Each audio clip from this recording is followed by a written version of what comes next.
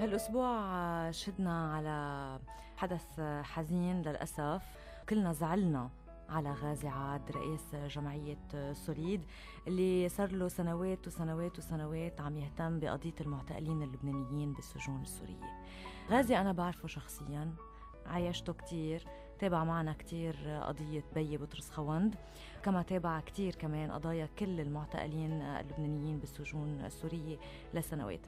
كان سند، كان دعم، كان دايما متفائل بالرغم من إعاقته الجسدية، ما تعب ولا نهار، كان دايما واقف وعم بيناضل مع الكل، كان دايما متأهب وجاهز ليكون صوت الضمير، لينادي وليطالب بهيدي القضية المحقة، هالقضية الإنسانية.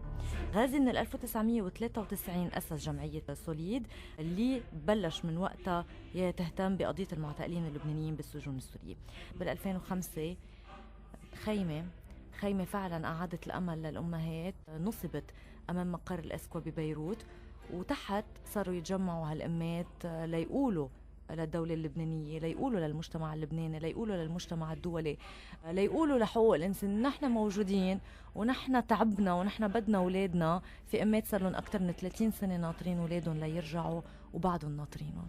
التعب، الإرهاق، النطرة الطويلة أثقلت كتار من الأمات اللي توفوا قبل ما يشوفوا أولادهم.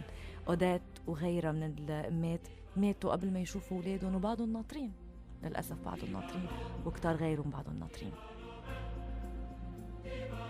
اللي بدي أقوله إنه مع موت غازي ما بعرف شو الشعور المؤلم اللي تركوا عند كتار، تركوا عندي. أنا بذكر كمان أنا نمت بالخيمة تحت وطلبت وحكينا كتير، بس موت غازي هيك زعل كتار، زعلني كتير، لأن حسيت بمرحلة هيك مثل كأنه شقفة من هالناس، شقفة من هالمطالب، شقفة من هالقضية راحت معه، لأنه كان حملها بقلبه وبعقله وبروحه.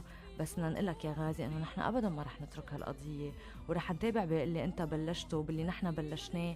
وكل واحد يعني أنت جمعت القضايا كلها بقضية وحدة، كل واحد عم يعمل صراعه لحاله، بس كمان في صراع واحد، صراع وطني، مش بس فردي، كان مجموعة معك ونحن رح نكفي. أنا بدي أتمنى على الجميع أحد الجاي رح ينعمل قداس لغازي بالخيمة، بتمنى أنه الكل يشارك تحت على راحة نفسه، ودايما ما ننسى الجهود اللي قام فيها. كمان بدي أقول للشعب اللبناني وللمسؤولين اللبنانيين، بترجيكم تطلعوا بهالأهالي، بترجيكم تطلعوا بهالأمات احترق دم قلبهم هني وناطرين ولادهم. هيدا قضية لازم تكون قضية وطنية. ومن هون بدي استغل يعني موقعي تأرجع طالب بالكل فعلا انه يوقف معنا بهالقضية.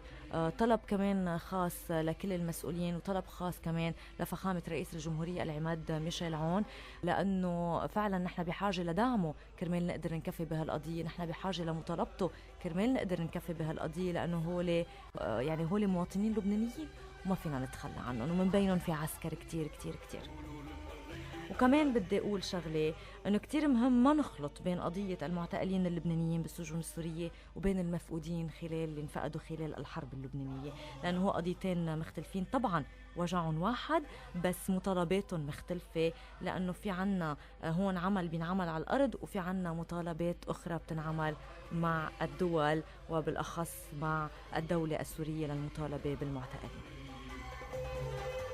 غازي عاد ما رح ننساك ولا نهار. تحية إلك، تحية لجهودك، تحية لقلبك الطيب، تحية لإصرارك الدائم اللي كان موجود، لأنك أنت تؤمن بالحق وتؤمن بالإنسانية وتؤمن بالحرية.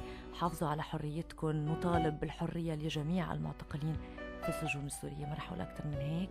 حبيت أختم صباحنا اليوم بهالرسالة على أمل أنه يوعى الضمير والشعب اللبناني كله يوقف معنا.